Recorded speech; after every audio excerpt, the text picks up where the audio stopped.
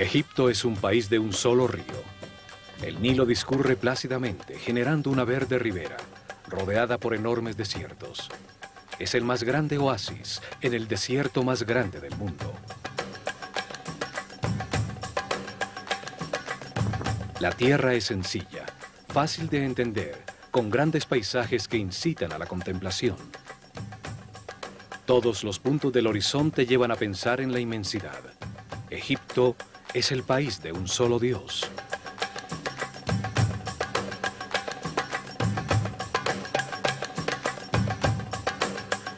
Allí, durante miles de años, se gestó una civilización que vivió en paz y armonía, sin salirse de sus límites naturales para tratar de imponerse a otros pueblos, dedicada por completo al perfeccionamiento espiritual. La imagen que se ha construido de esta civilización apenas deja ver la luz de sus logros.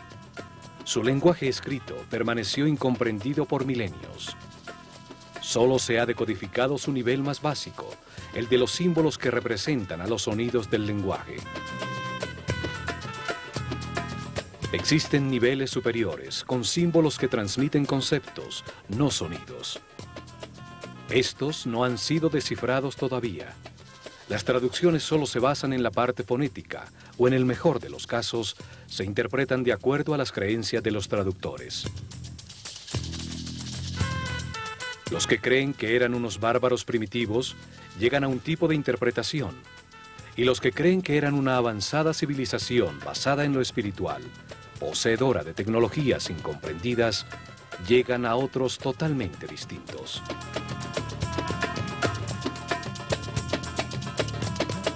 Los académicos religiosos crecieron influenciados por la imagen que el Corán y la Biblia proyectan de los egipcios como un pueblo déspota, que adoraban a muchos dioses.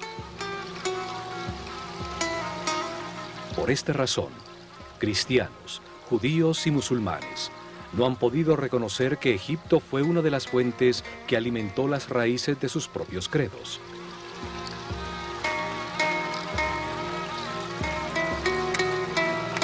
Esta imagen fue reforzada por la incorrecta traducción de la palabra Néter, como Dios o diosa, cuando en realidad significa fuerza o causa fundamental, principio divino, función que ordena al universo.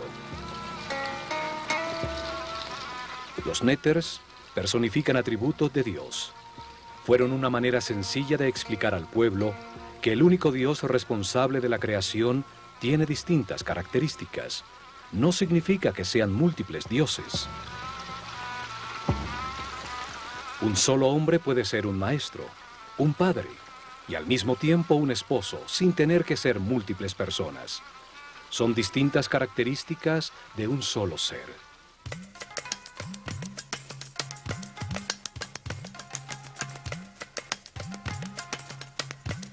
Para muchos historiadores, la civilización actual representa el momento de máximo progreso del hombre sobre la Tierra.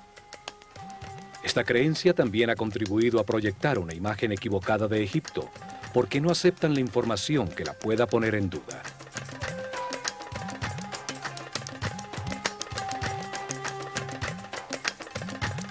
Aceptan solo parcialmente los documentos cronológicos de gobernantes egipcios que han llegado a nuestro tiempo, invalidando los registros anteriores al rey Menes, con el argumento que solo esa parte es un mito irreal.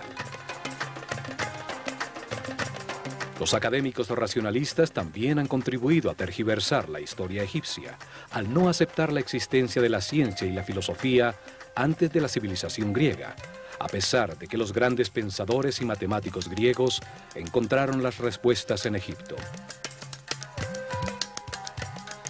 Todo esto ha proyectado una imagen equivocada de la cultura egipcia. Se les contempla con prejuicios, como a un pueblo primitivo e inferior al mundo moderno civilizado, cuyo único logro fue construir unos pocos templos y unas tumbas para sus faraones, muy grandes y resistentes al paso del tiempo.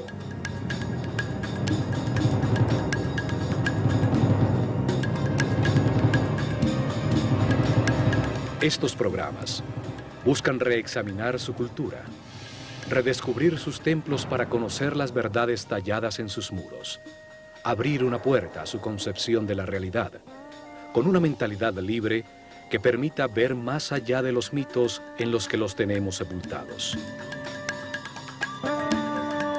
Los antiguos egipcios entendieron el universo, sus leyes, procesos y propósito de una manera coherente, lógica, analítica y racional, que es una herencia importantísima para el hombre que comienza un nuevo milenio.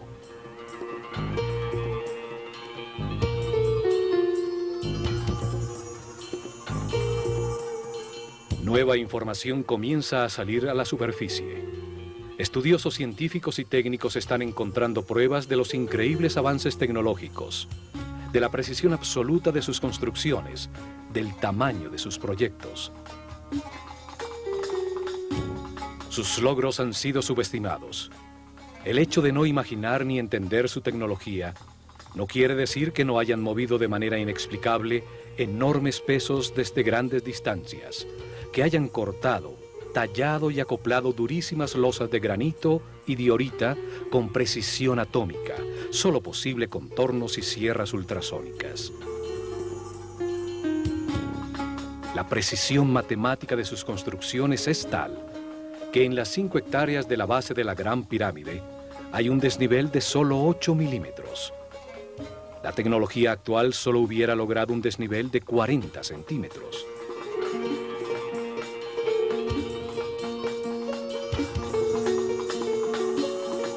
Su sistema de medidas, basado en el hombre, dejó constancia exacta de las medidas del planeta, de los movimientos del sistema solar en la galaxia. Importantísima información sobre los ciclos cósmicos que determinan cataclismos periódicos no puede quedar relegada como un mito. Esta herencia forma parte de nuestro anciano futuro. Lo encontrado hasta ahora muestra de manera evidente que manejaron conocimientos avanzadísimos en todos los campos de las ciencias, el arte, la filosofía y la religión.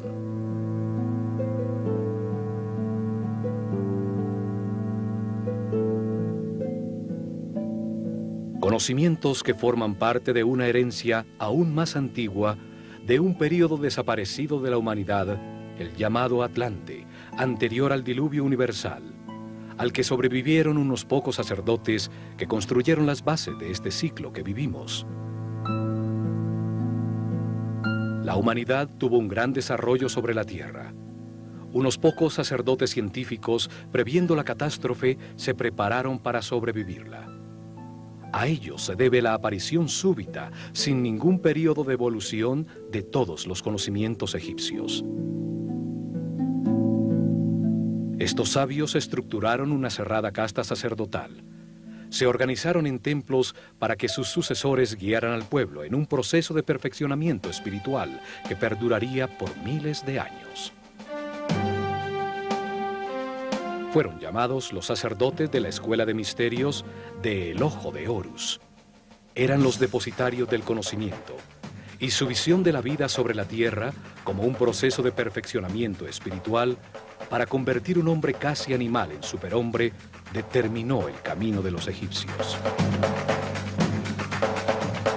Su manera de entender el progreso como una evolución en los conocimientos sobre el universo es invaluable para el hombre occidental, que ve el progreso como la adquisición de comodidades materiales. La Escuela de Misterios aceleró el proceso evolutivo de una serie de iniciados que recibieron información para entender el mundo dual en que vivimos, de contrastes extremos, de luz y oscuridad, de miedo y amor.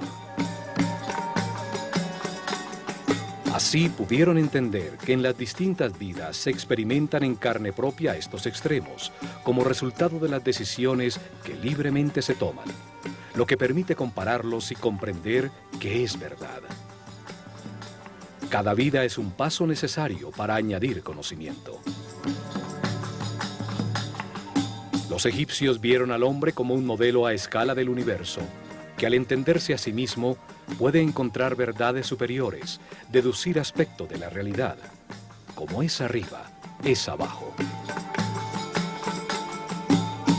Los sabios sacerdotes enseñaron que todo existe en una gran mente, que somos pensamientos de Dios, con la capacidad de crear en nuestro propio pensamiento. Todos somos aspectos de una única realidad. Todo es uno, uno es todo. Por eso, desarrollaron simultáneamente su ciencia, su arte, su religión y su filosofía, de una manera multidisciplinaria, conjunta, sin especializaciones que ciegan.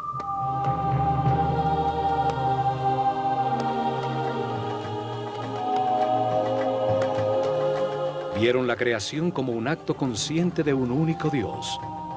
Se estudiaron a sí mismos para buscarlo, encontrando que tiene distintas características a las que dieron un nombre y un símbolo para poder comunicarse con claridad.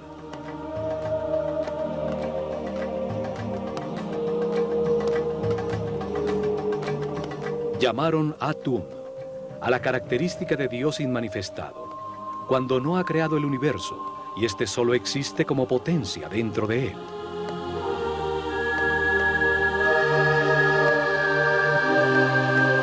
Llamaron Ptah a la característica creadora de Dios que al manifestar su voluntad da lugar al universo.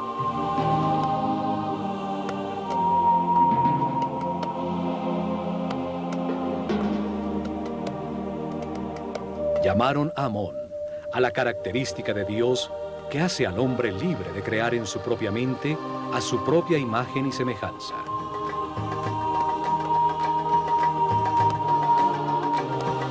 Desde esta concepción dieron lugar a la flor de la vida, los movimientos sagrados de Dios que veremos en este programa cuando visitemos el templo de los Sirión en Abidos.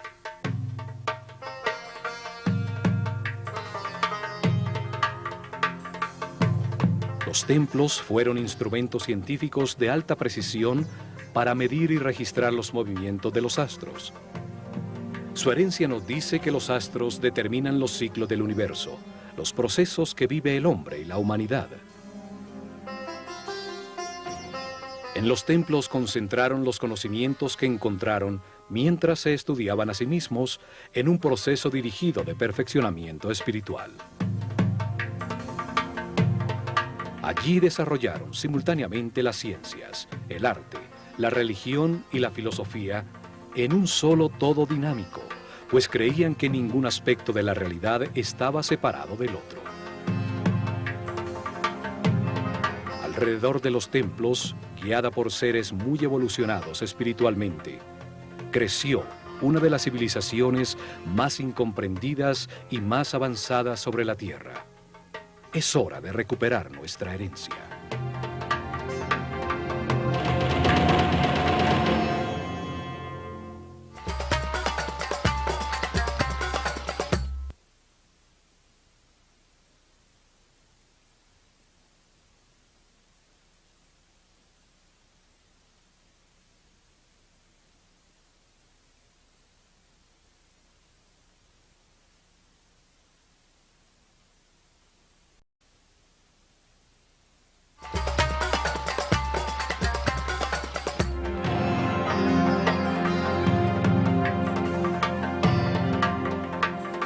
La herencia de su civilización, su visión del universo, está resumida en unos pocos símbolos, sabiamente escogidos entre los elementos de su realidad.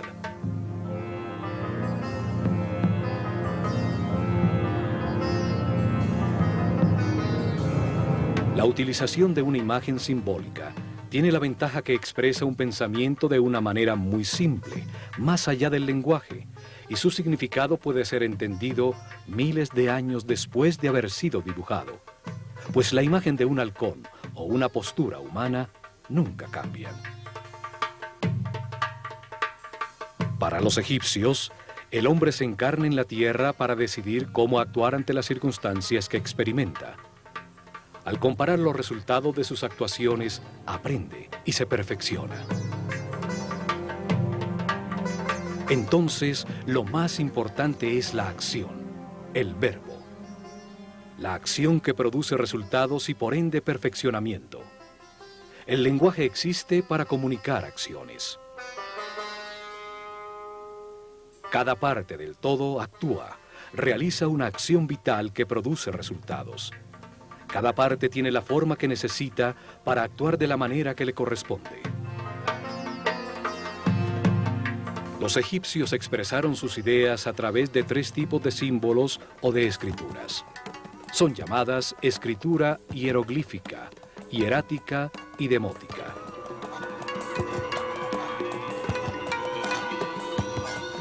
El primer tipo de escritura utiliza imágenes muy simples, llamadas hieroglifos. Hieros significa sagrado y glifos significa imprimir. Así llamaron los griegos escritura sagrada a las tallas simbólicas egipcias. Los hieroglifos tienen distintos niveles simbólicos para comunicar. El más básico, simple y sencillo es el nivel de los símbolos fonéticos. Utilizaron 24 símbolos gráficos que eran asociados a un sonido, no a una idea. Forman el alfabeto egipcio. Era la escritura que daba forma al lenguaje del pueblo.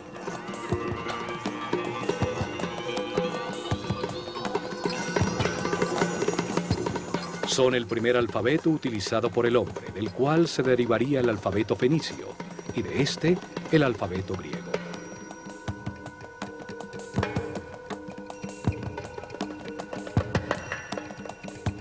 Podían escribir indiscriminadamente en columnas o en líneas horizontales para ser leídas en cualquier sentido. Las cabezas de las figuras simbólicas miraban hacia donde comenzaba la frase. Así marcaban la dirección en que debían ser leídas. Durante milenios permaneció indescifrado, hasta que en 1799 los expedicionarios franceses que llegaron con Napoleón encontraron en Rosetta, sobre el Mediterráneo, una piedra de granito negro, escrita en los finales de la civilización egipcia. En muy mal estado, ninguna de sus líneas estaba completa. Aún conservaba 14 líneas escritas en hieroglifos, 32 líneas escritas en demótico y, lo más importante, 54 líneas en griego. Una escritura conocida que indicaba que el texto traducía las otras escrituras. Un experto en lenguas, Jean-François Champollion, se dedicó a estudiar los textos de la piedra. Descubrió que el antiguo egipcio, como las escrituras semíticas, solo usaba consonantes. Las vocales eran añadidas solo en el lenguaje hablado para dar forma gramatical. En 1822, logra resolver el misterio al comparar 2 cartuchos con hieroglifos del texto, uno de los cuales estaba repetido en una estela circular en la isla de Philae contra el segundo pílono del templo de Isis, que se sabía contenía el nombre del faraón Ptolomeo VI. Los cartuchos hieroglíficos con los nombres de 2 de los últimos faraones egipcios, Ptolomeo y Cleopatra. Esto permitió decodificar e identificar el alfabeto utilizado. El sonido que en ese momento producían las palabras griegas en copto, un lenguaje utilizado por cristianos egipcios, sirvió para aproximar los sonidos que se supone tenían los antiguos egipcios.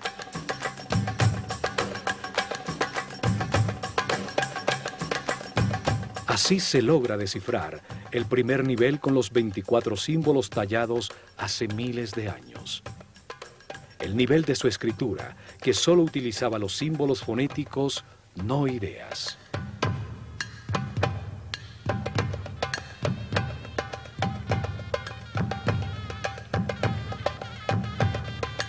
Pero existe un nivel más alto de comunicación en la misma escritura hieroglífica. Más de 700 símbolos, bellísimas formas gráficas que dibujan la realidad, evocando en la mente acciones y conceptos. La palabra se convertía en una imagen. Símbolos que imitan las formas de la naturaleza, escogidos por la acción que traen a la mente. Un pájaro evoca el vuelo, la libertad. Si es un halcón, añade en la mente lo agudo de su vista.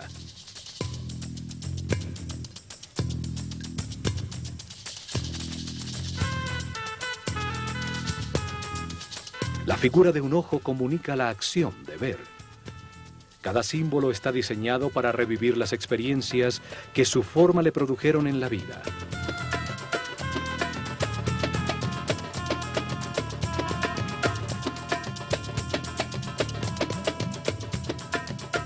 También utilizaban partes fácilmente reconocibles, que hacen pensar en una acción vital. Dos brazos elevados hacen pensar en orar. Dos piernas evocan la acción de caminar. Un brazo extendido, señalar. Dos manos entrelazadas, unión. Una mano que alimenta, otra que arroja semillas, una jarra que vierte. Símbolos que retratan elementos fabricados por el hombre, que al ponerlos en acción producían un efecto. La herramienta comunica el tipo de trabajo que se puede hacer con ella. Un arado, un rastrillo, una red. Además de la escritura hieroglífica, existió una segunda forma de escritura llamada hierático. Solo era utilizada en las comunicaciones oficiales y comerciales. La tercera forma de escritura solo existió en los últimos años de la civilización, cuando alrededor del año 700 a.C., los escribas que copiaban los textos antiguos simplificaron aún más los símbolos del hierático hasta volverlo casi taquigrafía. Es llamada demótico.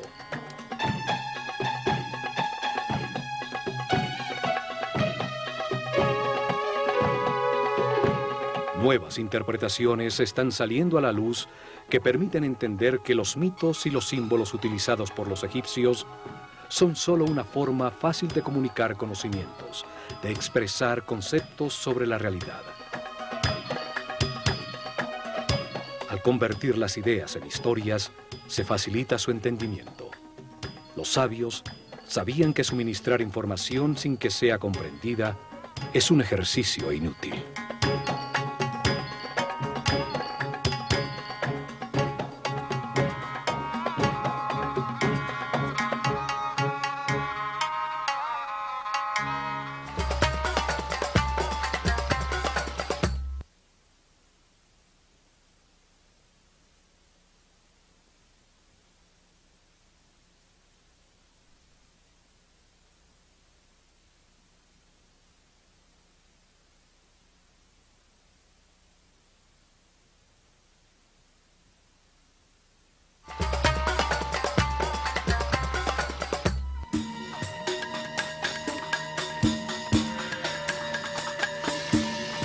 Hay 3 templos muy antiguos, de los comienzos de su civilización, realizados con la misma técnica constructiva. Tienen el mismo estilo arquitectónico, masivo, muy simple y pesado, que nunca fue utilizado nuevamente en todo Egipto.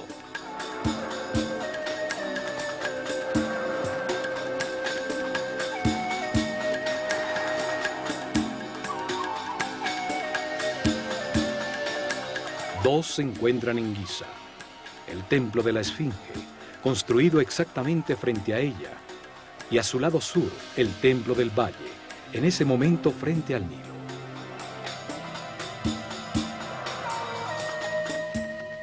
El tercero es el masivo Osirión, construido en Abidos.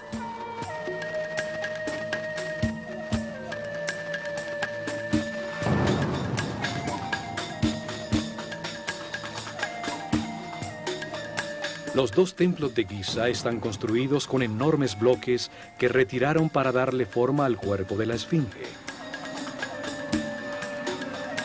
Solo estos templos en todo Egipto utilizaron unos bloques tan enormes, una forma masiva, ciclópea, cerrada totalmente hacia el exterior por enormes muros de piedra, con 2 accesos simétricos frontales hacia el exterior. El peso promedio de los bloques utilizados en su construcción es de 50 toneladas. Debían poseer una técnica constructiva que facilitaba la utilización de bloques tan grandes como una casa.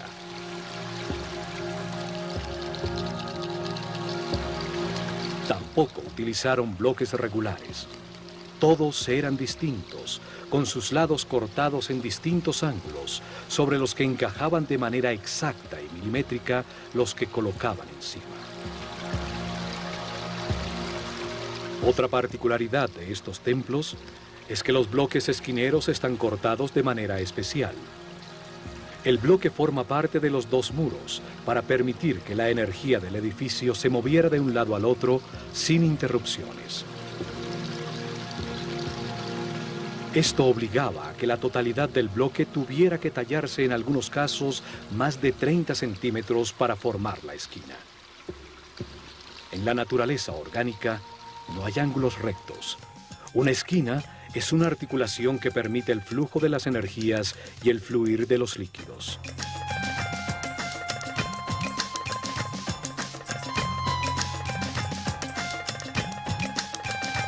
Estos templos tenían un salón central, con una cubierta de piedra sostenida por gigantescas columnas colocadas simétricamente.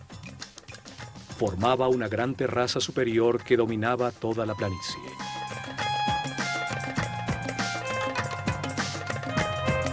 Sus muros y columnas no tenían ningún tipo de ornamento o hieroglifo, y sus pisos son de alabastro. El salón era alumbrado por tragaluces en el techo de piedra que dejaban entrar un chorro de luz directamente sobre las estatuas de los néters, similares a esta de Sekhmet en el templo de Karnak. Estos templos fueron utilizados desde el Seb-Tepi, el momento en que comenzó la nueva etapa después del diluvio, en ceremonias iniciáticas de los sacerdotes de la Escuela de Misterios del Ojo de Horus.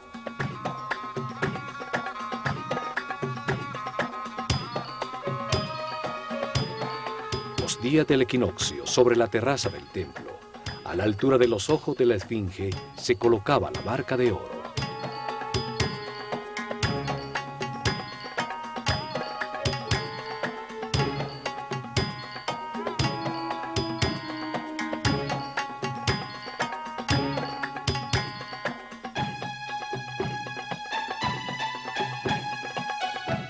Símbolo del proceso evolutivo del hombre en su camino de reencarnaciones sobre la tierra y del recorrido del sol en el cielo. A su alrededor se realizaron las ceremonias mientras la esfinge contemplaba la salida del sol en el horizonte frente a ella y en las noches la aparición de las estrellas de la constelación de Leo.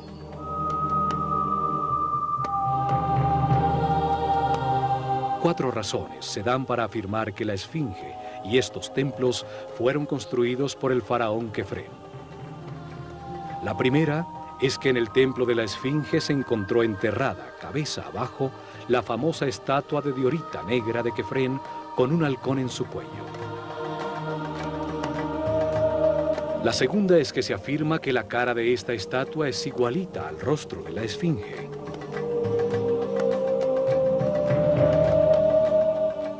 Encontramos que sus facciones son muy distintas a las de Kefren.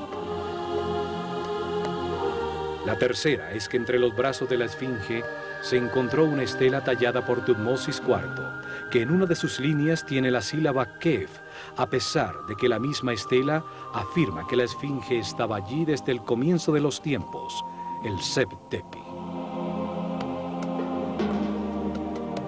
La cuarta es que por todo esto a Kefren se le atribuye también la construcción de la pirámide central de Giza, que tenía adosado a su fachada un templo que estaba unido por un camino cubierto de 500 metros al llamado Templo del Valle.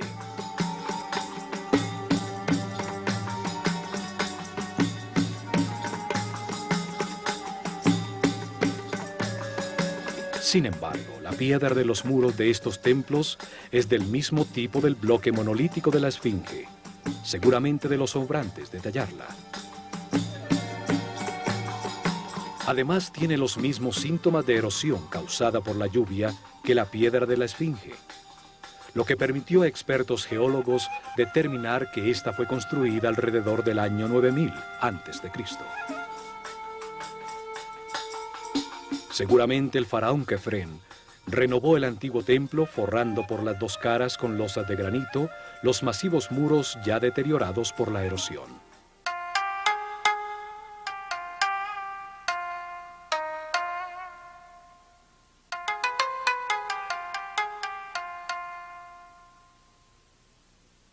Los antiguos dividieron la parte verde habitable de Egipto en dos grandes zonas con distintas características definidas por la forma del mismo río Nilo. El delta, cuando el Nilo se abre para llegar al Mediterráneo, forma un valle fértil. Es llamado el Bajo Egipto. Su símbolo hieroglífico es una abeja, y el faraón ciñe una corona roja para mostrar su autoridad en esta zona. El larguísimo y estrecho corredor verde a ambos lados del Nilo, en su recorrido desde la frontera con Nubia hasta el sitio donde comienza el delta, es llamado el Alto Egipto. Es simbolizado en su escritura por un arbusto, y el faraón ciñe una corona blanca que representa su poder sobre ese territorio.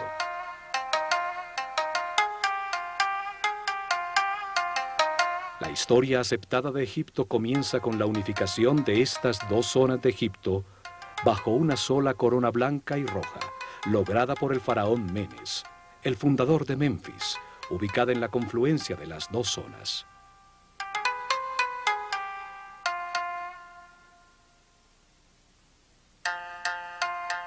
En Abidos, al sur, en el Alto Egipto, existen dos templos, uno al lado del otro. El dedicado por Seti I a Osiris, detrás del cual se encuentra la excavación donde apareció el segundo templo, el Osirión, que permanece parcialmente sumergido en agua.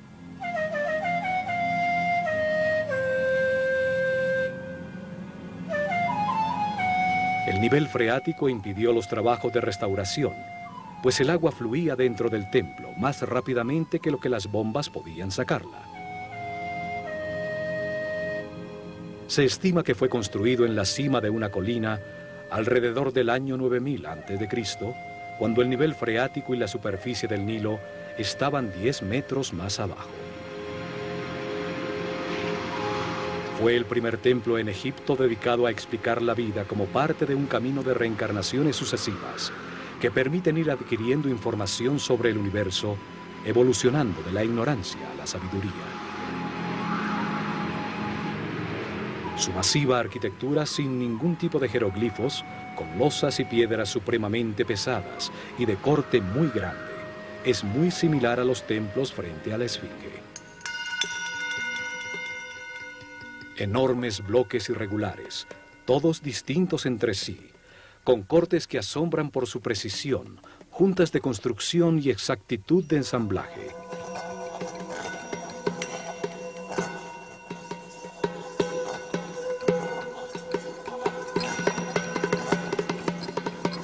En las esquinas los bloques giran con el muro lateral, teniendo que haber sido rebajados en todo su tamaño para lograr esta forma, lo que incrementa considerablemente el trabajo, pues son de durísimo granito de Asuán. Todo esto implica una técnica constructiva desaparecida, en una época en que supuestamente no existían las herramientas para producir esos cortes tan precisos, mover esos bloques tan pesados o ensamblarlos con tanta exactitud. Conocimientos técnicos heredados de los sobrevivientes al diluvio que fueron utilizados en el estricto y cerrado círculo de una organización secreta de sacerdotes científicos. Las técnicas o herramientas utilizadas nunca fueron puestos a disposición del pueblo en general, seguramente porque era muy peligroso entregarlos a mentes primitivas con emociones y pasiones descontroladas. O porque la única manera de utilizarlas era estando en perfecta armonía con el universo, por su característica sónica o psíquica, y no mecánica como las desarrolladas por el hombre actual. El templo tiene una forma rectangular con una plataforma rodeada de agua, elevada en su centro, a la que se accedía por escalinatas a lado y lado, ahora difícilmente visibles por el agua. Su forma simboliza el montículo original que emergió cuando las aguas se replegaron, después del diluvio universal, donde desembarcaron los sabios para comenzar la nueva civilización en Egipto. Este templo conmemora el Seb Tepi, el tiempo para dar comienzo a una nueva civilización dedicada al perfeccionamiento espiritual. 10 masivas columnas de piedra, cada una cortada de un solo bloque de granito rojo, con un peso mayor a 100 toneladas, soportaban unos masivos pórticos sobre los que se apoyaba un techo de piedra. Alrededor del canal de agua, 16 santuarios albergaron en su momento a los símbolos sagrados. Hoy se encuentran sumergidos en agua estancada.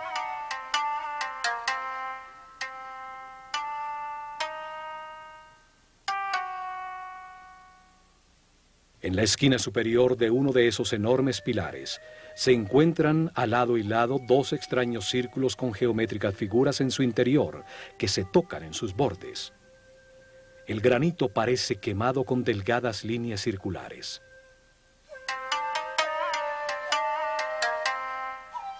Se trata de la flor de la vida, un símbolo de geometría sagrada egipcia que muestra los movimientos iniciales de Dios para crear el universo.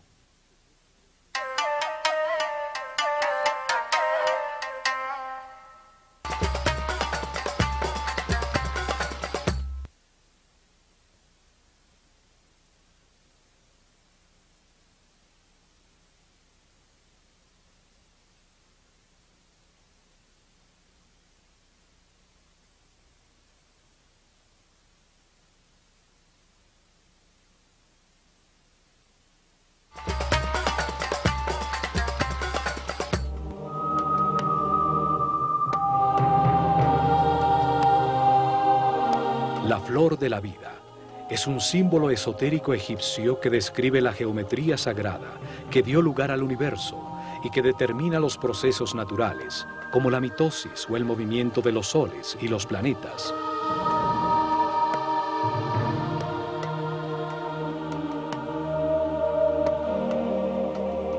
Una forma que conceptualiza a la vida como un proceso en el tiempo, el contenedor de los ritmos, de las horas, los días, los meses, los movimientos de los cuerpos celestes, durante los cuales la idea toma forma, la semilla germina.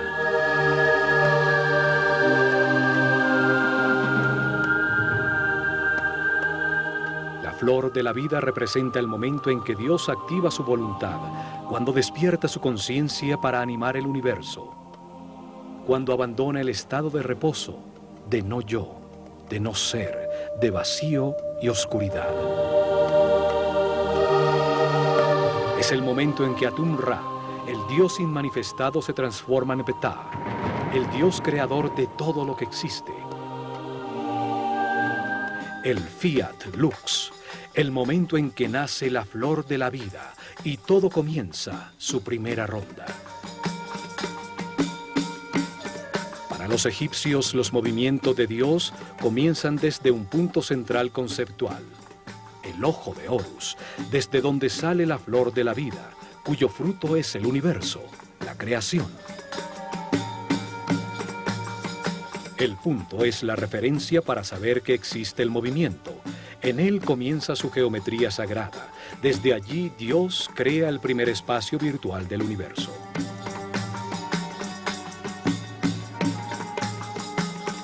Lo hace proyectándose hacia afuera, como un punto que avanza hacia adelante, repitiéndose a sí mismo, formando una línea recta, la forma masculina. Es el Dios Padre que manifiesta su energía y su información. Su voluntad activa es transformada por el Dios Madre, la sustancia infinita que gesta en su interior una respuesta. El Dios Hijo, que regresa con la percepción de un plano virtual reconocido. Así entienden la Trinidad los egipcios, como un proceso simultáneo, equilátero, de información enviada-recibida y concientizada. Por eso el triángulo equilátero es la base del tetraedro, el primer sólido puro, forma masculina primaria de todo lo creado. El proceso se multiplica en el tiempo y en el espacio, hacia adelante, hacia atrás, hacia arriba y hacia abajo, a la derecha e izquierda. Así, Dios genera un espacio virtual referenciado en sí mismo. Simultáneamente, al girar ese volumen percibido alrededor del punto de partida, se construye el principio femenino, la esfera. Un espacio pasivo, sin tensiones, con todos sus puntos referenciados al centro, al ojo de Horus. La esfera es la placenta que contiene todo. Es la sustancia para todos los volúmenes y formas. Es una expresión de unidad, de totalidad e integridad. Ninguno de los puntos en su superficie es más importante que el otro, y a todos se llega de igual manera desde su centro de fuerza-energía que los origina a todos.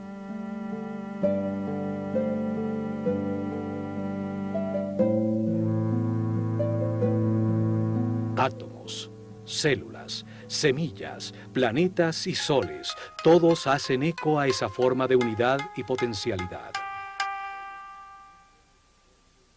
La primera esfera virtual contiene los 5 modelos de poliedros regulares, sólidos con todos sus lados y ángulos iguales. Son llamados los sólidos platónicos, en homenaje a Platón, quien aprendió la flor de la vida de maestros egipcios.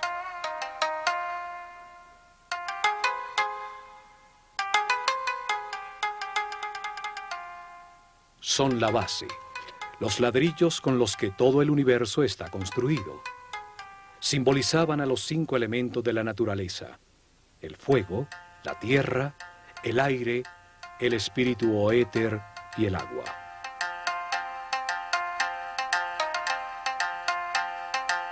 Así Dios comprendió, creó y percibió, desde su centro de fuerza y energía, el primer espacio finito que simboliza a la tierra dentro del infinito, el cielo.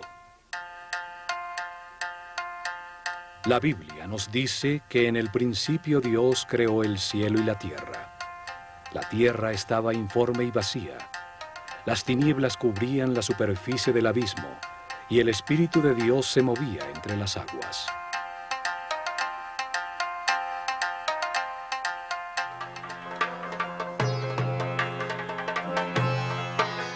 Realiza entonces su primer movimiento, desplazándose desde el centro de la primera esfera conocida hasta llegar a su borde, a la membrana o perímetro del espacio. Desde ese nuevo punto central se repiten los movimientos que ya conocemos, generándose una nueva esfera. En la intersección de las 2 esferas iguales, se genera la forma más importante de todas las existentes. Es llamada el Veshika Pisces y simboliza al Verbo Divino. Los egipcios creían que desde allí salieron los números, los 7 sonidos fundamentales, las letras y toda la sabiduría de la creación. Tiene la misma forma del ojo y de la boca humana. En su interior caben exactamente 2 triángulos equiláteros, que al ser contenidos en un rectángulo son la base de la proporción áurea, la divina proporción. Esta proporción fue utilizada en todos sus templos, como en el Osirión, para relacionar las 3 dimensiones entre sí y a estas con la naturaleza. De allí se derivan todas las relaciones matemáticas fundamentales y los números más importantes como Phi y Pi. También simboliza la visión compartida, el mutuo entendimiento entre individuos iguales, tierra común. El Veshika Pisces es el espacio compartido, la intersección entre la esfera inicial y la nueva que es generada desde su borde. A partir de esta nueva esfera conocida, se repiten sucesivamente los movimientos hacia la membrana exterior para generar una nueva esfera. Cada una de ellas es una nueva dimensión, un nuevo sonido en la escala musical, un nuevo color en la escala cromática. Así se van construyendo 4 esferas, 5 esferas, 6 esferas, y en ese momento se llega a la 7ª y última esfera, con la que se cierra el primer ciclo y se completa la semilla de la vida.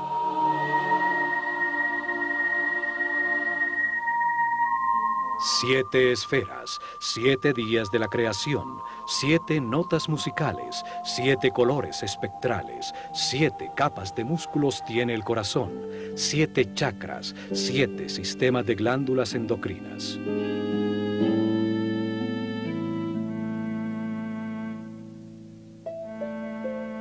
Este patrón geométrico se repite infinitamente, es la base de todo lo que existe. Siguiéndolo, la naturaleza hace crecer las flores, construye una a 2, a 4, a 8 células primarias, y así el cuerpo humano o las galaxias. Al expandirse como una eterna espiral, va generando nuevas esferas. En la tercera ronda de giro se completan las 19 esferas que conforman la flor de la vida. Este patrón geométrico toma la forma de una flor y es al mismo tiempo un proceso eterno. Contiene las armónicas musicales, las escalas de la luz, los patrones de crecimiento de los tejidos vivos.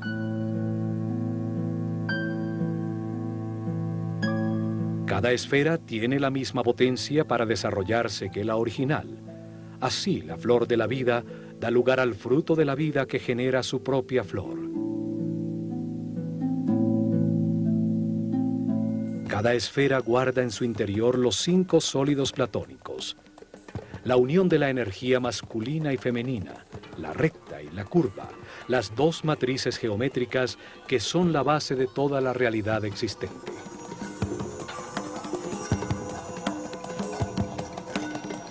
Los sólidos platónicos equiangulares y equiláteros conectan los centros de todas las esferas. Así aparece el tetraedro, el cubo, el octaedro, el icosaedro y el dodecaedro.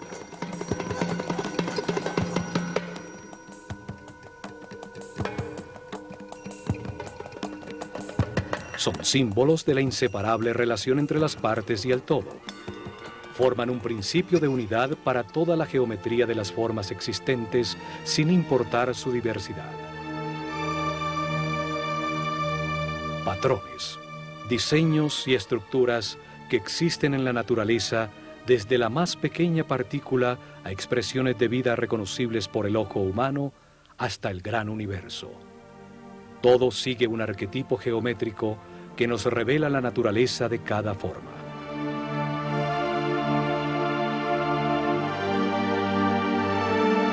La flor de la vida revela que todo está conectado, que es inseparable y que es una unidad. Nos recuerda nuestra relación con el todo y nos permite comprender los sagrados cimientos de todo lo creado.